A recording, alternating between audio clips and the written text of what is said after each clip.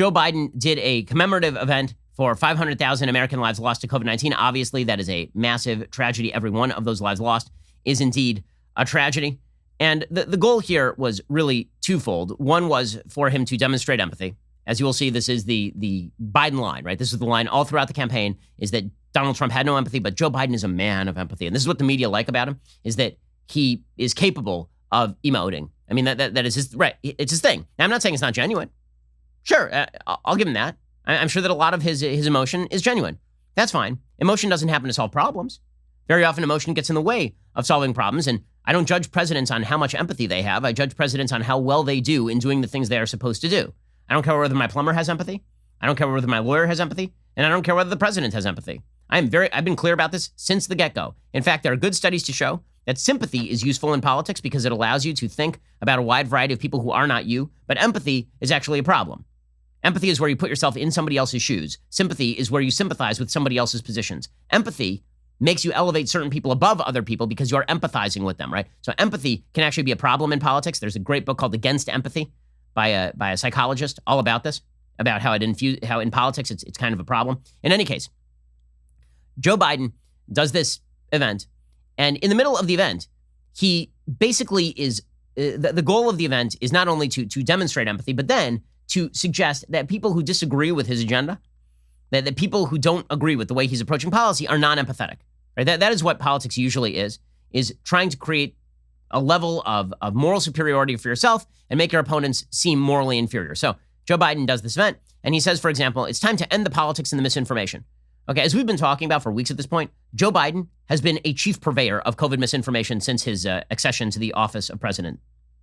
He has put out the idea that there was no COVID plan, a lie. He suggested that the COVID vaccine plan did not exist, a lie. He has had people promoting the idea that teachers cannot go back to school safely right now, a lie. The president of the United States has been overtly using teachers' union talking points and just shoving them into CDC standards, okay, which is disinformation and misinformation, as the left likes to say.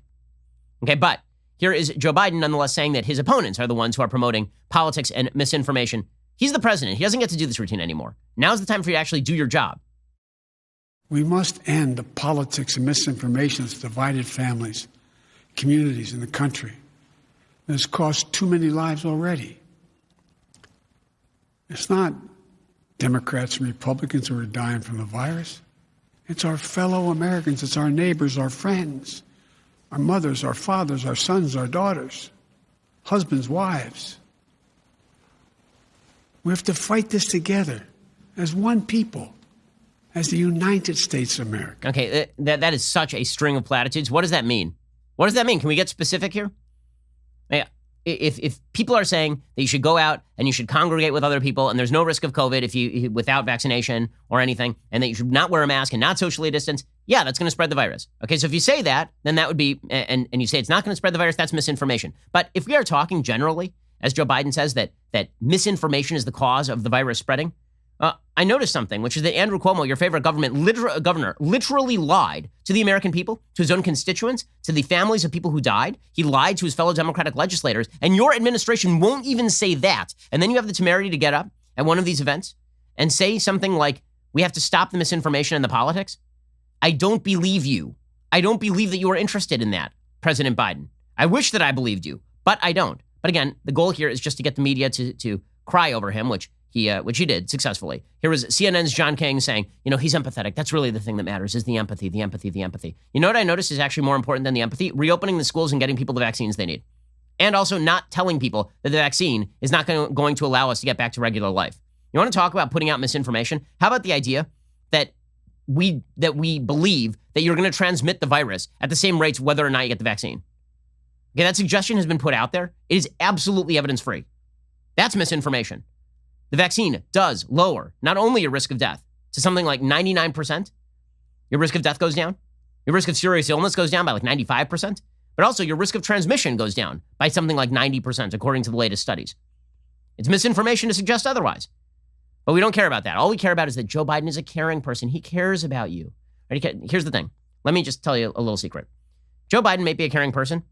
The government doesn't care about you because the government doesn't know your name. You're a taxpayer. That's all the government cares. That's all the government cares about. You are just a tool for them. You're a widget to the government.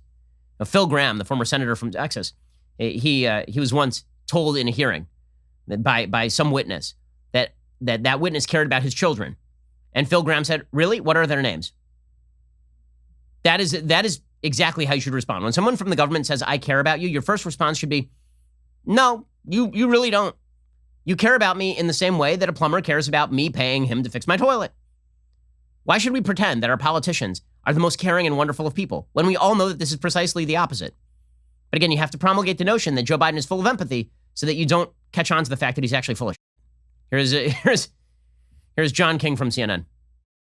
You have a president who is shaped, Joe Biden, whether you're a Democrat or Republican or an independent out there watching, he's been shaped by the personal tragedy in his own life. He understands what it is like for a family to suffer, for a family to lose, and for a family to have to get up and recover. And that's why this is his MO and his DNA, Wolf, to be an empathetic president and to not try to hide from these numbers. He inherited a mess from the Trump administration, but he is now accountable. In what ways has he been held accountable by you in the media? Seriously, have you seen one headline holding Joe Biden accountable for the 100,000 Americans who have died since he took office? And every day there was a headline like, it's unthinkable how many Americans, it's 83 Vietnam Wars that have happened under Donald Trump. 100,000 Americans have died since Joe Biden took office. I haven't seen one of those headlines, not one. But he's empathetic, so that's all that matters. Dana Bash did the same thing on CNN. Trump was a very non-empathetic character, but we know that Joe Biden is empathetic. He's all empathy all the time. What an event that the White House put on for the American people and for the world to memorialize the 500,000 people who have been taken by this virus. And, I don't want to do a lot of looking back, but at almost the same location where his predecessor came back from the hospital having the virus himself and ripped off his mask. What a difference just a few months makes in having somebody who, as my colleagues have said, wants to emote and to empathize and to sympathize and to grieve with this country. Okay, I'm not looking for a psychologist. I'm not looking for a priest. I'm not looking for a rabbi. I'm looking for a guy who's actually going to do what he promised and crush the virus. He's not doing any of that stuff. In fact, he's enthralled to a bunch of people whose policies are completely non-empathetic because they don't actually care about Americans. Let me give you an example. Ro Khanna is a Democratic congressperson, and he says he was asked about minimum wage, right? The minimum wage is in the Joe Biden COVID relief bill. Here is his response about minimum wage killing small businesses. Does this sound empathetic to you? Because when it comes to the policy, this crap ain't empathetic. Here is Ro Khanna. How does this, in your view, affect mom and pop businesses who are just struggling to keep their doors open, keep workers on the payroll right now? Well, they shouldn't be doing it by paying people low wages. We don't want low-wage businesses. I think most successful small businesses can pay a fair wage. So I love small businesses. I'm all for it. But I don't want small businesses that are underpaying employees. It's fair for people to be making what they're producing. And I think $15 is very reasonable in this Sounds country. empathetic. He knows how your business runs better than you do. And if you don't agree with him, he's perfectly happy for your business to go under. That's all that matters to him. Right? Sounds empathetic to you, doesn't it? Super empathy. Empathy. He's empathetic. He's empathetic. Also, if your business goes under, he doesn't care. Also, if your kid can't go back to school, he doesn't care. You want to know what the actual underlying emotivism here is about? It is all about garnering sympathy for political positions that are completely non-empathetic. We all know this. The Biden administration is mirroring all of the priorities of the American Federation of Teachers when it comes to reopening schools. Here, by the way, is what the American Federation of Teachers president, Randy Weingarten, had to say about whether kids are going to recover from missing an entire year of school, not being with their classmates, experiencing significant mental health disorders. Really, I know many people who have had kids who are suffering with this sort of stuff. Here is the very empathetic Randy Weingarten on this topic. I believe that kids are resilient. And kids will recover. But we as adults have to meet their needs, their emotional needs, their social needs, their learning needs. And that's who America's educators are. But at the end of the day, we have to believe that this is recoverable.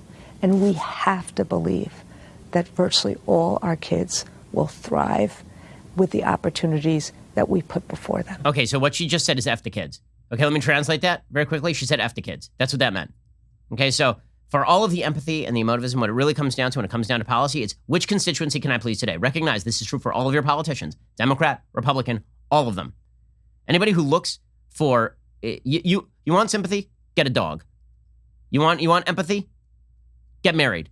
You want your politicians to bring you these things? You're looking for love in all the wrong places, and you deserve to have whatever ridiculous policy they promote shoved down your face Because if that's where you're looking for your love, my goodness, get a life, get a community, get friends. Did you know that every like on this video creates one additional leftist tier? Don't ask me why. That's called science. To take advantage of this amazing opportunity, hit the like button.